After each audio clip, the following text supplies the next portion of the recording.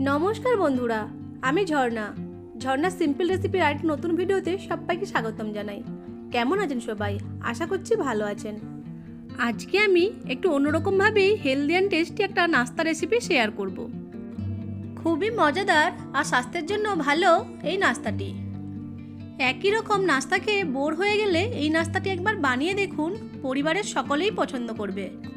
চলুন তাহলে রেসিপিটা শুরু করি। এই নাস্তাটি বানানোর জন্য প্রথমে একটা মিক্সিং বলে মেজারিং কাপের 1 কাপ ওটস নিয়ে নেব। দিয়ে দিব 1/4 কাপ সুজি আর 1/4 কাপ বেসন।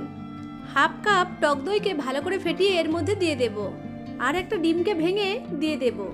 নিরামিষ রান্না করলে এখানে ডিমটাকে বাদ দেবেন। প্রথমে সবকিছু উপকরণকে দই আর ডিমের সাথে ভালো করে মিশিয়ে নেব। তারপর অল্প অল্প করে নর্মাল টেম্পারেচারে রাখা জল দিয়ে মিশিয়ে একটা গাঢ় ব্যাটার তৈরি করে নেব। আজকের রেসিপিটা পছন্দ হলে ভিডিওটি লাইক, কমেন্ট, শেয়ার আর চ্যানেলটিকে সাবস্ক্রাইব করে দেবেন।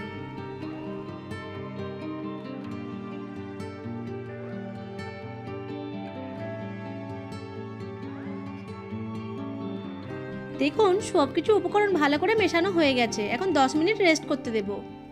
এখন ব্যাটারের মধ্যে দেওয়ার জন্য একটা স্টাফিং বানিয়ে নেব। তার জন্য গ্যাসের ফ্লেমটা অন করে একটা কড়াইয়ে তেল দিয়ে তেলটাকে গরম করে নেব। এখন গরম তেলের মধ্যে দিয়ে দেবো হাফ চামচ গোটা জিরে, হাফ চামচ সাদা কালো সরিষা আর 4টে কারি পাতা। 20 সেকেন্ড সময় ধরে ফ্রাই করে নেব। দিয়ে দেবো 1 চামচ গ্রেট করে রাখা আদা। এখন আদাটাকে ভেজে নেব। দিয়ে দিব একটা মিডিয়াম সাইজের কেটে রাখা আলু, একটা গাজর আর একটা কাঁচা লঙ্কা। নেড়েচেড়ে মিশিয়ে নিয়ে অল্প লবণ যোগ করে দেব। লবণটাকে আলু আর গাজরের সাথে ভালো করে মিশিয়ে ঢাকা দিয়ে 2 মিনিট রান্না করে নেব।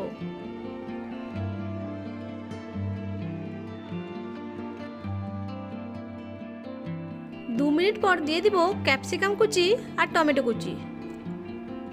এখানে সবজিগুলো আপনারা আপনাদের পছন্দ মতো দিতে পারেন। সব কিছুকে মিশিয়ে নিয়ে নরম হওয়া পর্যন্ত সবজিগুলোকে ভেজে নেব। সবজিগুলো ভাজা হয়ে গেছে। এখন উপর থেকে কিছুটা কসুরি মেথি ছড়িয়ে দেব। কসুরি মেথিটাকে সবজির সাথে মিশিয়ে আরও 1 মিনিট রান্না করে নেব।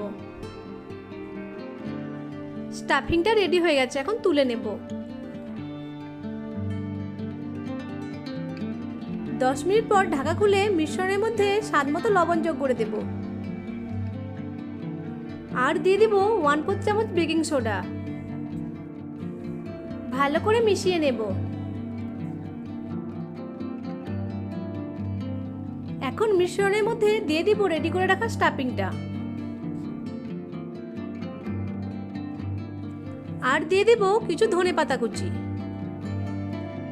সব উপকরণকে আবারও ভালো করে মিশিয়ে নেব।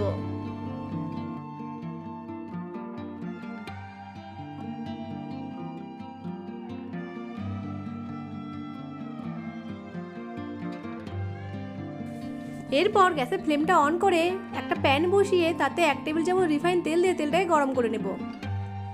একটা ব্রাশের সাহায্যে তেলটাকে ব্রাশ করে নেব। গরম তেলের উপর ছড়িয়ে দেব 1 চামচ সাদা তেল। এখন রেডি করে রাখা ওটসের ব্যাটারটা দিয়ে একটা মোটা লেয়ার তৈরি করে নেব। এই সময় গ্যাসের ফ্লেমটা একদম লোতে রাখতে হবে, নাহলে নিচের দিকটা পুড়ে যাবে। একটা হাতার সাহায্যে এইভাবে স্প্রেড করে একটা গোল শেপ দিয়ে দেব।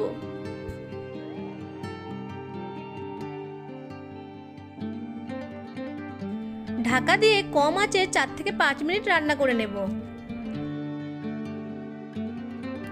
5 মিনিট পর ব্যাটারটা উপর থেকে শুকিয়ে এসেছে। এখন উপর থেকে তেল ব্রাশ করে নেব। এরপর উল্টিয়ে নেব। উল্টিয়ে নিয়ে অপর পাশটিও কম আঁচে ঢাকা দিয়ে 3 থেকে 4 মিনিট রান্না করে নেব।